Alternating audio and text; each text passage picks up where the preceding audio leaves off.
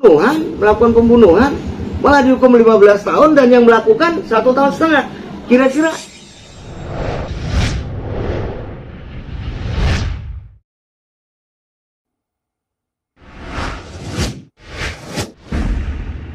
menurut pandangan saya, kalau penjatuhan pidana vonis terhadap FS dan lain-lain itu sudah cukup memenuhi rasa keadilan masyarakat. Tapi khusus untuk vonis Baradae, saya tidak setuju. Karena apa? Karena Baradae itu pelaku utama.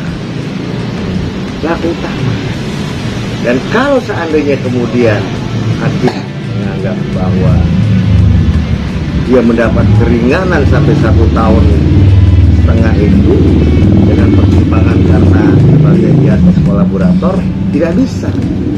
Karena justice kolaborator itu tidak bisa diterapkan terhadap pelaku utama. Sedangkan Baradae adalah pelaku utama di pasal 340 KUHP. Junto ke pasal 55 ayat 1 ke 1 KUHP, yaitu pembunuhan berencana yang dilakukan oleh lebih dari satu orang. Ya. Lebih dari satu orang itu dia ada pelaku utama yang menyuruh melakukan, yang turut serta melakukan. Kalau Baradae yang melakukan pembunuhan itu, kemudian Ferdy Sambo yang menyuruh melakukan, dan yang lain-lain itu turut serta melakukan. Di ketentuan pasal 55 ayat 1 ke 1 KUHP, ancaman hukumannya bagaimana? Mengacu kepada pasal pokoknya 340. Ancaman hukumannya bagaimana? Maksimal 20 tahun penjara, ya, atau hukuman seumur hidup atau hukuman mati. Jadi dengan melihat kepada aturan itu, rasanya tidak mungkin dia bisa dihukum di bawah 5 tahun. Di samping itu, kalau dia bilang dia terpaksa, tidak mungkin juga terpaksa. Karena apa? Karena pada saat Sambo menyuruh dia melakukan pembunuhan itu, dia tidak berada di bawah tekanan atau di bawah ancaman. Tidak. Kecuali kalau Sambo nodongin Basol, kamu bunuh, kalau enggak kamu yang saya bunuh. Itu beda. Ya kan? Nah, ini tidak ada seperti itu. Yang ada katanya dia dijanjikan uang. Nah, itu kan berarti upah. Justru lebih memberatkan kalau seperti itu polisi. Di samping itu Baradae ini juga seorang anggota Polri. Seorang anggota Polri yang tugas pokoknya itu adalah menjaga keamanan dan ketertiban masyarakat, kenyamanan masyarakat, penegakan hukum. Ya. Kemudian dia menggunakan senjatanya organik, senjata yang dibeli oleh negara, dari uang masyarakat, uang rakyat, yang tujuannya adalah dalam rangka untuk menjaga keamanan ketertiban masyarakat, bukan membunuh orang secara melawan hukum. Dan yang dibunuh siapa? Temen dia satu kamar. Itu kan berarti mentalnya itu kurang bagus. Ya kan? Tega dia membunuh orang yang satu kamar sama dia, satu pekerjaan sama dia. Nah, itu menurut saya pemberatannya sudah cukup.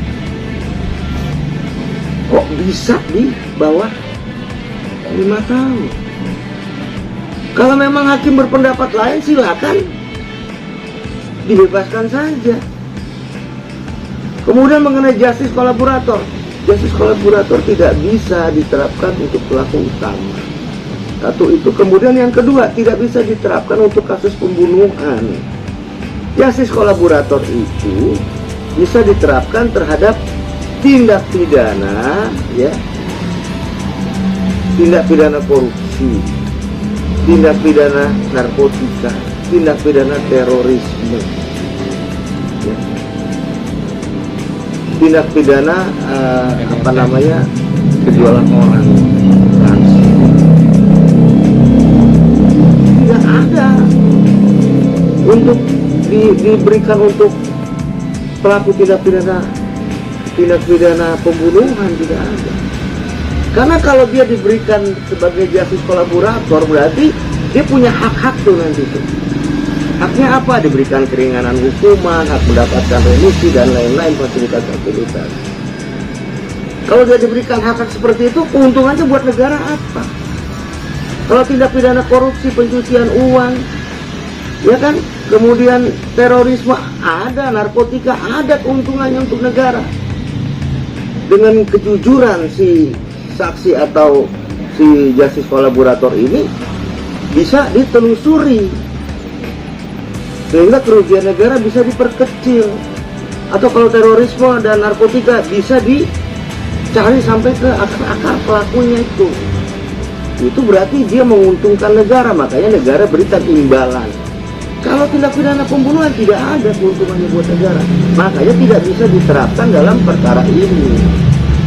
Posisi dia sebagai justice kolaborator itu. Nah, kalau dibilang dia akan memberikan pengakuan yang sejujur-jujur, memang harus mengaku yang sejujur-jujurnya dalam persidangan. Karena dia mendapat ampunan dari keluarganya si korban, tidak bisa itu dijadikan pegangan untuk menjatuhkan putusan yang begitu ringan. Perlu diingat, jangan lupa kita bahwa di tangan Baradae ini ada nyawa yang sudah melayang. Begini, yang namanya keadilan itu tidak ada untuk rakyat kecil. Keadilan itu untuk seluruh masyarakat. Mau rakyat kecil, rakyat besar, rakyat menengah, sama saja. Tidak ada perbedaan keadilan untuk rakyat kecil, keadilan untuk rakyat besar, nggak ada.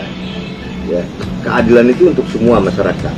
Undang-undang itu dibuat untuk seluruh masyarakat Indonesia. Siapapun yang ada di Indonesia, semuanya tercakup masuk ke dalam peraturan-peraturan undang-undang yang berlaku. Jadi tidak ada pengecualian seperti itu. Di aturan KUHP kita yang berlaku sekarang, yang sekarang kita laksanakan ini yang berlaku, ya, tidak ada ketentuan pengecualian daripada vonis hukuman mati. Apabila dia sudah divonis hukuman mati, maka tinggal menunggu proses pelaksanaannya.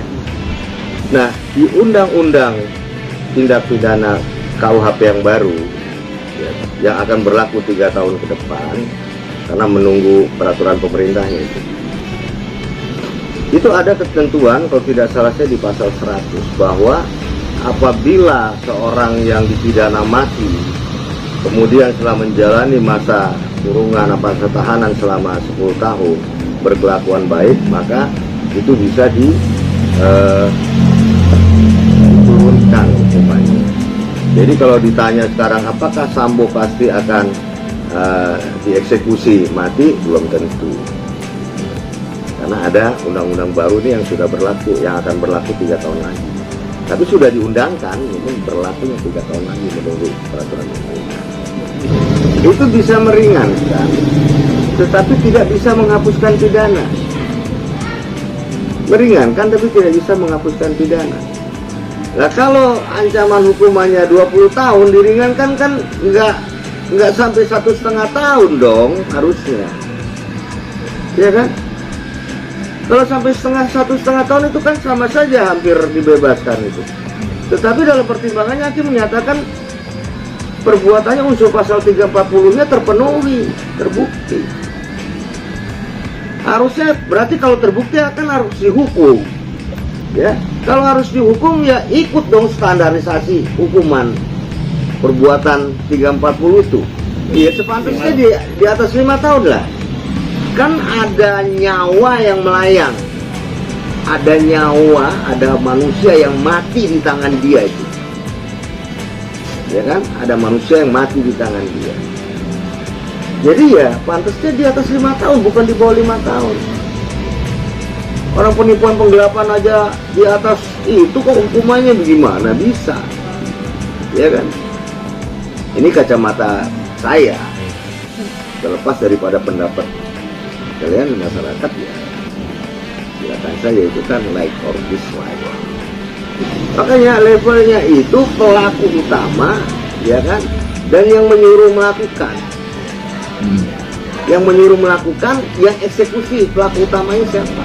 Pelaku utamanya yang eksekusi, yang iya, yang menyuruh melakukan aja hukumannya mati kok. Masa yang pelaku utamanya 1,5 tahun?